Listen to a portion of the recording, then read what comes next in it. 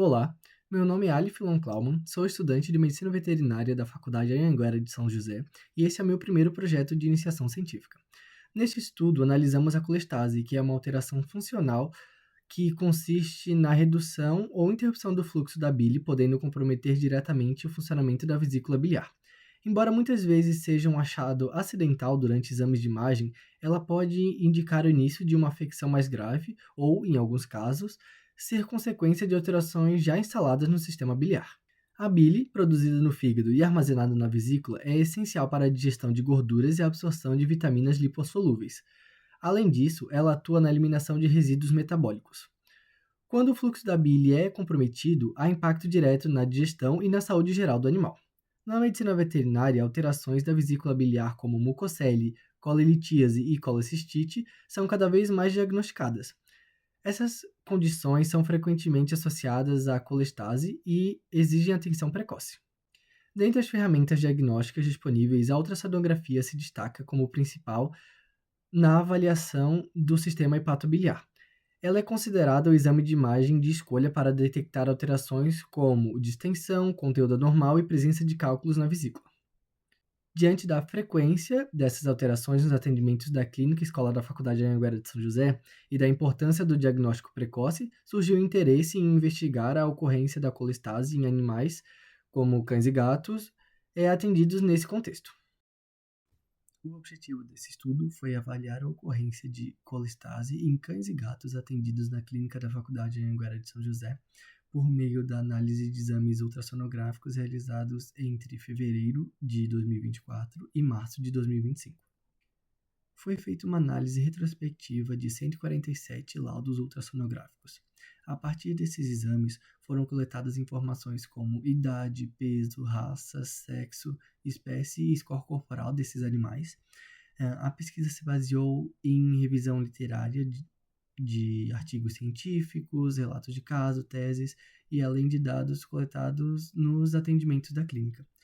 A colestase foi identificada por meio da avaliação ultrassonográfica da vesícula biliar, sendo observada especialmente por sinais como aumento de volume, presença de conteúdo normal e obstrução do fluxo biliar.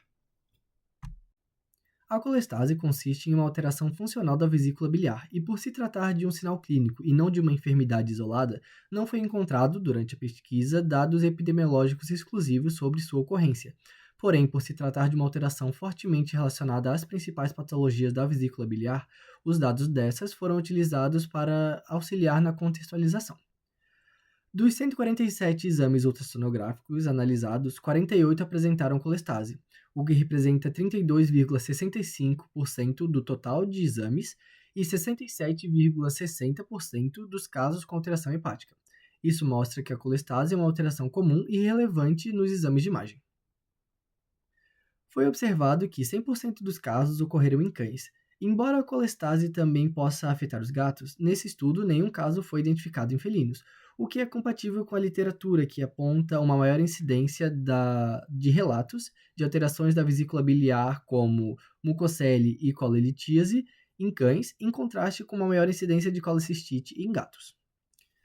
Estudos apontam que raças como Pastor de Shetland, American Cocker Spaniel, Chihuahua e Spitz alemão, entre outros, são mais predispostos a desenvolver doenças hepatobiliares. De acordo com os dados, foi observada uma presença de colestase em 16 raças diferentes, porém os cães sem raça definida, os SRD, foram os mais acometidos, representando 43,75% dos casos. Isso pode refletir o perfil populacional local, já que os SRD costumam ser a maioria dos atendimentos na clínica escola. A distribuição por sexo foi exatamente 50-50, o que indica ausência de predisposição sexual em conformidade com a literatura, que também observou essa ausência de tendência em casos de mucocele e colecistite. Em relação à idade, a média dos animais com colestase foi de 10,54 anos, ou seja, a maioria dos pacientes eram idosos, reforçando a associação entre doenças hepatobiliares e idade avançada, que apontam o envelhecimento como um fator de risco para essas alterações. Sobre o peso, os animais afetados apresentaram uma média de 10,78 kg, com grande variação, de com pacientes com 1,7 quilos até pacientes com 38 quilos. Por isso, para uma análise mais precisa, também foi avaliado o score corporal, que foi obtido durante o atendimento desses pacientes. Os dados revelaram que cerca de 45% dos cães com colestase estavam classificados como com sobrepeso ou obesidade, o que sugere uma possível correlação entre o excesso de peso e as alterações hepatobiliares.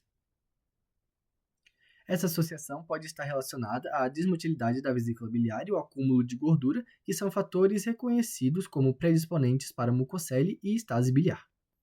Portanto, apesar de a colestase por si só não ser uma doença e sim um sinal clínico, ela continua possuindo grande importância na rotina clínica, podendo anteceder ou acompanhar doenças mais graves. Com os dados analisados nesse estudo, foi possível concluir que a colestase é uma alteração comum e relevante nos exames de imagem realizados em pequenos animais, especialmente em cães.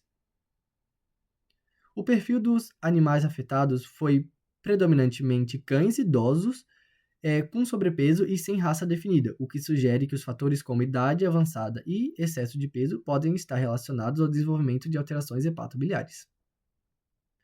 O trabalho também destaca a importância do ultrassom como ferramenta indispensável na rotina clínica, já que muitos casos de colestase foram identificados durante exame de rotina, mesmo na ausência de sinais clínicos específicos. Assim, esse estudo não só contribui para o conhecimento local sobre a colestase, como também reforça a necessidade de atendimentos do sistema biliar em pacientes geriátricos e obesos, mesmo quando aparentemente saudáveis.